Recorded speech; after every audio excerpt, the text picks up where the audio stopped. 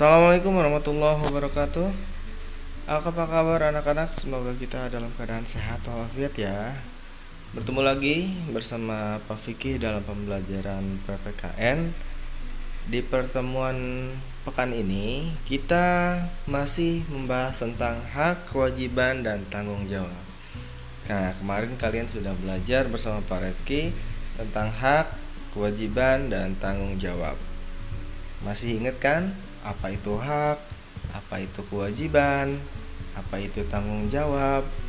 Nah, pada pertemuan pekan ini ya kita akan mempelajari tentang hak, kewajiban, dan tanggung jawab di masyarakat. Nah, apa saja sih contoh dari hak, kemudian kewajiban, dan tanggung jawab yang ada di masyarakat? Yuk kita mulai pembelajarannya.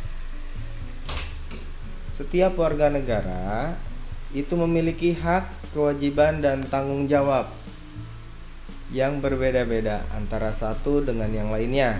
Jadi tidak sama antara guru dengan siswa, kemudian dengan polisi dan Pak RT dan lain sebagainya. Itu berbeda-beda hak, kewajiban, dan tanggung jawab.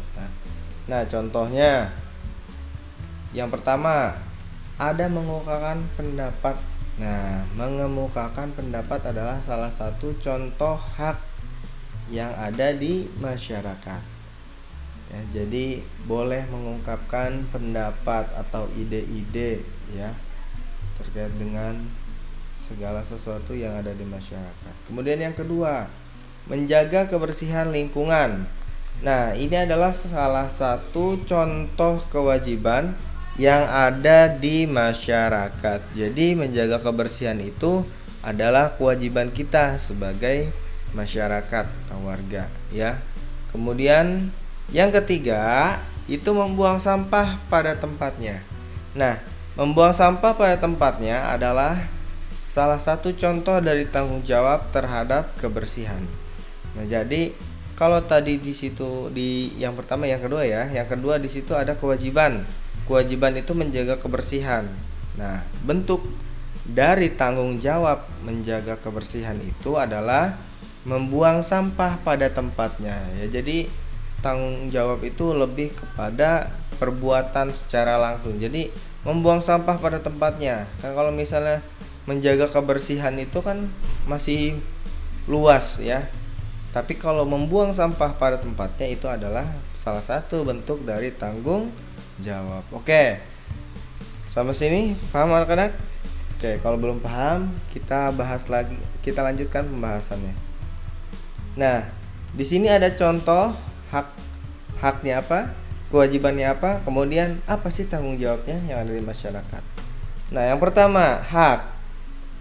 Setiap orang atau masyarakat itu berhak ya mendapatkan kehidupan yang aman dan nyaman ya.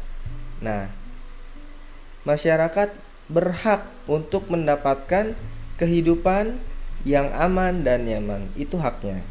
Kemudian apa kewajibannya? Nah, kewajibannya harus dikerjakan, harus dilakukan, yaitu apa? Menjaga ketertiban dan keamanan lingkungan ya. Jadi jangan sampai kita ingin mendapatkan kehidupan yang aman dan nyaman tapi kita tidak melaksanakan ketertiban dan keamanan yang sesuai yang ada di lingkungan kita. Jadi nggak boleh antara hak dan kewajiban itu tidak seimbang, makanya harus seimbang. Jangan sampai kita hanya menuntut hak kita. Kita mau hidup tenang, hidup nyaman, tapi kita tidak mau menaati peraturan-peraturan yang berlaku di lingkungan tersebut. Nah, ini nggak boleh, nggak baik seperti itu. Karena kenapa? Karena kita tidak membantu untuk menjaga ketertiban dan keamanan di lingkungan tersebut. Nah, lalu bentuk tanggung jawabnya apa? Nah, salah satu bentuk tanggung jawabnya yaitu melaksanakan ronda malam. Nah, kalau kita mau hidup kita aman dan nyaman, ya tentu kita harus bertanggung jawab terhadap hak itu. Apa kewajibannya? Kewajibannya tadi menjaga ketertiban dan keamanan. Nah, diwujudkan dengan apa? Dengan melaksanakan ronda malam. Nah, ronda malam itu salah satu bentuk tanggung jawab. Tanggung jawab apa? Tanggung jawab terhadap menjaga ketertiban. Supaya apa? Supaya kita mendapatkan hak kita untuk hidup nyaman dan aman. Coba kalau misalnya kita pengen hidup nyaman dan aman, tapi nggak ada tuh yang tiap malam jaga ronda, ya keliling ronda malam itu menjaga lingkungan sekitar gitu. Apakah akan benar-benar aman? Ya, apalagi sekarang ya, zaman sekarang banyak sekali kejahatan, ya. Ketika ada peluang sedikit pun bisa jadi itu menjadi sebuah kejahatan, ya. Maka dari itu waspadalah, tetap waspada, oke? Nah, ini adalah contoh antara hak, kewajiban, dan tanggung jawabnya. Paham sampai sini anak-anak? Ya, kalau haknya tadi itu mendapatkan kehidupan yang nyaman dan aman. Terus apa yang harus dilakukan? Kewajibannya menjaga ketertiban dan keamanan lingkungan. Bentuk menjaga ketertiban dan keamanan lingkungan itu apa? Salah satu bentuk realnya, bentuk nyatanya, yaitu dengan cara melaksanakan ronda malam. Jadi tanggung jawab itu lebih kepada kegiatan spesifik yang dilakukan, ya, dari kewajiban tersebut. Kalau kewajibannya beribadah misalnya, berarti salah satu bentuk tanggung jawab dari ibadah itu apa? Sholat, puasa, zakat, ya, sedekah. Nah, itu adalah salah satu bentuk tanggung jawab kalau kita harus beribadah. Itu contoh yang lain ya. Oke, selanjutnya ada yang pertama, hak. Nah, haknya apa? Salah satu contoh haknya yaitu menikmati lingkungan yang bersih dan sehat. Nah, ini adalah hak setiap orang ya, setiap masyarakat, setiap warga. Ya, dia berhak untuk mendapatkan lingkungan yang bersih dan sehat. Kemudian kewajibannya apa? Kewajibannya ya sudah pasti harus menjaga kebersihan. Kalau kita tidak menjaga kebersihan, bagaimana lingkungan kita mau bersih dan sehat? Jadi kewajiban kita adalah menjaga kebersihan. Lalu bentuk tanggung jawabnya apa? Nah, hal yang harus dilakukan supaya kita menjalankan kewajiban kita dalam menjaga kebersihan sehingga mendapatkan lingkungan yang bersih dan sehat, yaitu dengan cara membuang sampah pada tempatnya, kemudian ikut bekerja bakti membersihkan lingkungan. Nah, ini adalah bentuk nyata dari kewajibannya, ya. Kewajibannya menjaga kebersihan kan banyak. Itu salah satunya, beberapa contohnya yaitu membuang sampah pada tempatnya, kemudian ikut kerja bakti membersihkan lingkungan. Itu adalah tindakan untuk menjaga kebersihan lingkungan. Hasilnya apa? Kita akan mendapatkan ya lingkungan yang bersih dan sehat. Itu adalah hak kita. Baik, bisa paham anak-anak sampai sini? Bisa dimengerti? Ya, kalian bisa membedakan kan antara hak, kewajiban, dan tanggung jawab. Oke, sudah paham? Baik. Kalau belum paham, Bapak akan berikan satu contoh lagi. Nah, oke, kita lihat. Yang pertama adalah haknya. Apa haknya? Menyampaikan pendapat saat diskusi.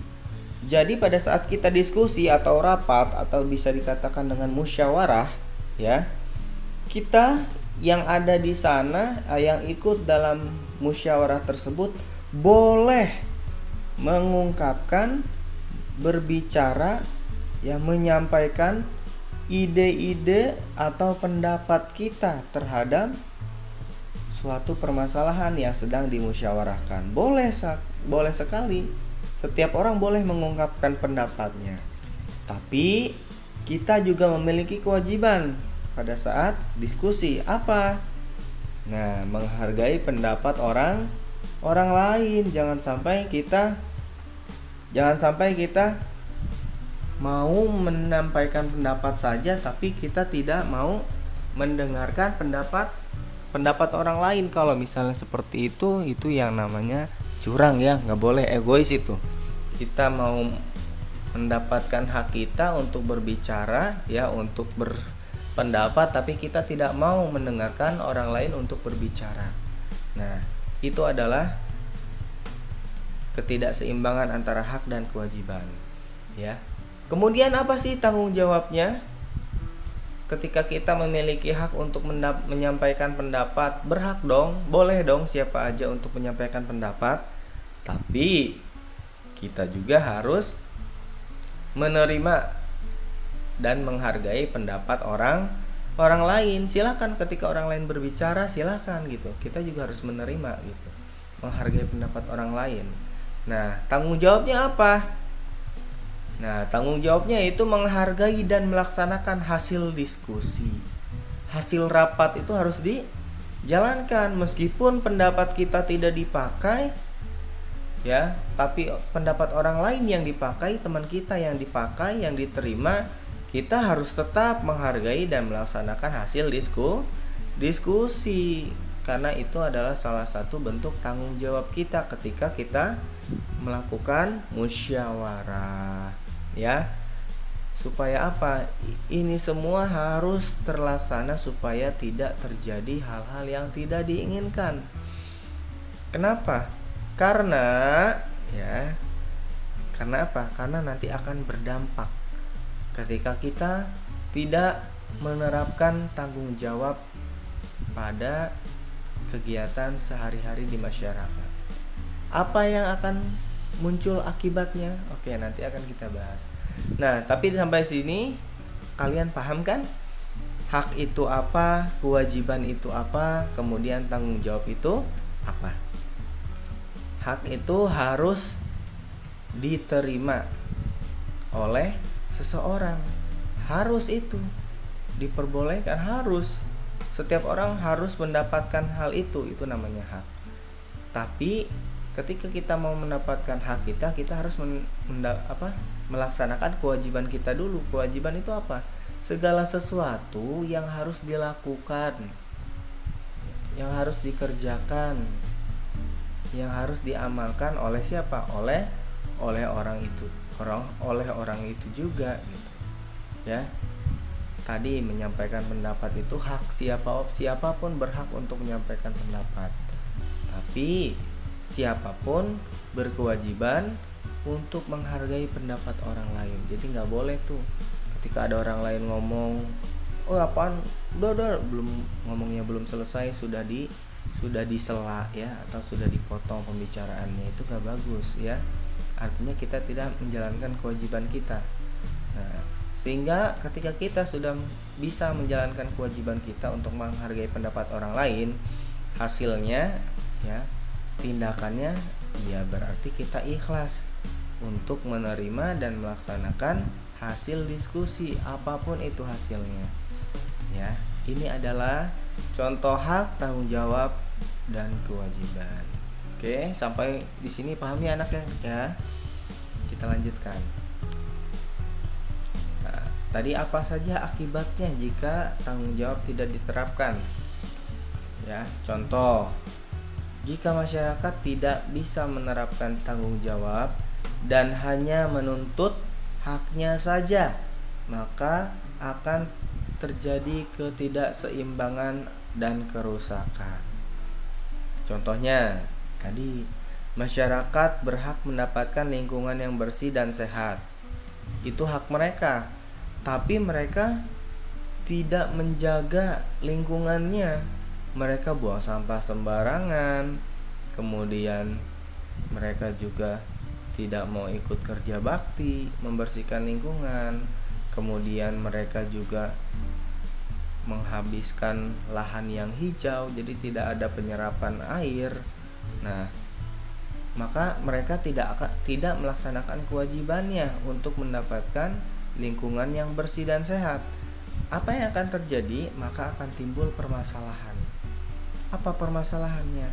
Ya, bisa pertama kalau buang sampah sembarangan, otomatis masyarakat itu jorok ya, buang sampah sembarangan di mana aja, otomatis lingkungan tersebut akan akan kotor, akan berantakan, sehingga menimbulkan banyak penyakit, jadi sumber penyakit. Kemudian apalagi ketika musim hujan, ya, sampah yang berserakan itu kan otomatis akan mengalir kepada aliran sungai.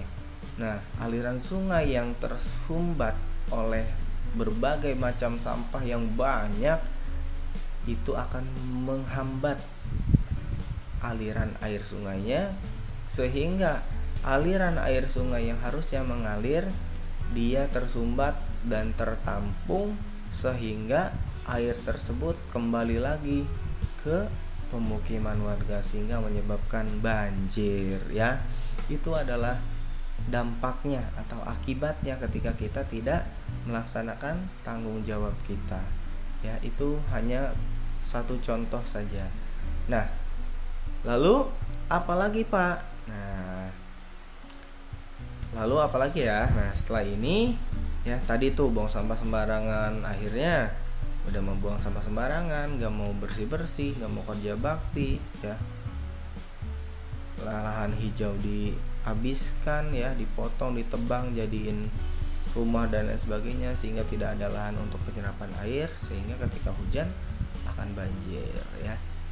Nah, selanjutnya kita akan latihan. Latihannya apa? Oke, kalian perhatikan dulu. Di sini ada kolom nomor masalah sosial yang terjadi, penyebabnya, hak yang dilanggar itu hak apa, kemudian solusinya. Nah, yang pertama Bapak jadikan contoh, pengemis dan anak-anak jalanan. Ini adalah masalah sosial karena seringkali kita temukan beberapa pengemis, ya. Bahkan anak pengemis itu adalah masih anak-anak, ya, seusia kalian, kadang-kadang usia sekolah, tapi mereka malah mengorbankan untuk mengemis, ya. Nah, apa penyebabnya? Penyebabnya yang pertama itu adalah kemiskinan. Kenapa kemiskinan? Boleh jadi si anak itu harusnya sekolah, tapi dia karena keluarganya tidak punya uang untuk memenuhi kebutuhannya, kebutuhan untuk makan dan lain sebagainya, akhirnya anak tersebut lebih memilih untuk mencari uang, ya, mengemis. Supaya apa? Supaya bisa makan. Akhirnya apa? Akhirnya dia meninggalkan yang namanya sekolah, pendidikan, ya, pendidikan sekolah. Jadi tinggalkan daripada dia nggak makan, kan.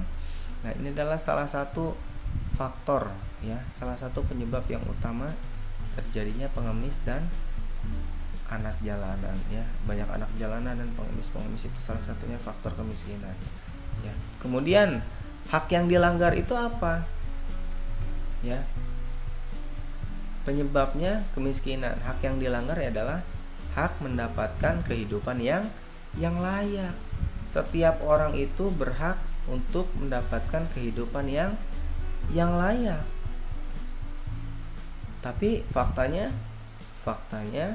ada saja orang yang itu tadi kemiskinan, kekurangan, ya. Nah, apa solusinya? Solusinya itu yang pertama, bantuan sosial. Nah, kita bisa saling tolong menolong, bantu membantu kepada orang yang membutuhkan. Kita yang diberikan rezeki yang berlebih oleh Allah tidak boleh menutup mata kepada orang-orang sekitar yang membutuhkan bantuan kita, ya. Itu juga menjadi tanggung jawab kita, gitu. Boleh jadi nanti orang tersebut, ya, pengemis itu atau teman kita yang kesusahan itu bisa menolong kita nanti di akhirat, ya. Berkat apa? Berkat sedekah kita, berkat bantuan yang kita berikan kepadanya, gitu. Karena tidak menjamin, ya, kita itu akan masuk surga. Boleh jadi kita masuk surga karena kita membantu orang, gitu, ya. Kemudian apalagi? Pelatihan usaha. Nah, pelatihan usaha ini kenapa diberikan? Jadi dilatih anak tersebut supaya bisa usaha. Orang tuanya dilatih untuk usaha supaya apa? Supaya dia tidak ketergantungan lagi sama orang lain, gitu. Oke. Nah, ini adalah latihannya. Jadi nanti silahkan kalian isi apa penyebabnya, hak apa yang dilanggar, dan bagaimana solusinya. Oke? Nah, untuk soalnya ada 5 soal, tapi satu soal sudah Bapak jadikan contoh. Tinggal kalian kerjakan soalnya, kalian tulis soalnya di buku tulis sesuai dengan contoh kolom ini ya. Jadi kerjakannya di buku tulis ya. Ditulis dari nomor 1 sampai nomor 5 beserta kolomnya juga ditulis. Nanti kalau sudah selesai kirimkan ke nomor WA pribadi Bapak. Kalau ada hal yang ingin ditanyakan silakan hubungi Pak Fikri ya, atau Pak Reski. Oke, mungkin itu saja yang bisa Bapak sampaikan, kurang lebihnya mohon maaf ya. Mari kita tutup ya bersambung. Sampai jumpa di pertemuan selanjutnya ya. Mari kita tutup pembelajaran ini dan membaca istighfar dan penutur kaji dan hamdalah. Astagfirullahaladzim, subhanaka Allahumma bihamdika, asyhadu an la ilaha illa anta, astaghfiruka wa atubu ilaik. Bapak akhiri, wabillahi taufiq wal hidayah. Mohon maaf apabila ada kata-kata yang salah. Akhirul kalam. Wassalamualaikum warahmatullahi wabarakatuh. Terima kasih atas perhatiannya ya anak-anak. Dadah.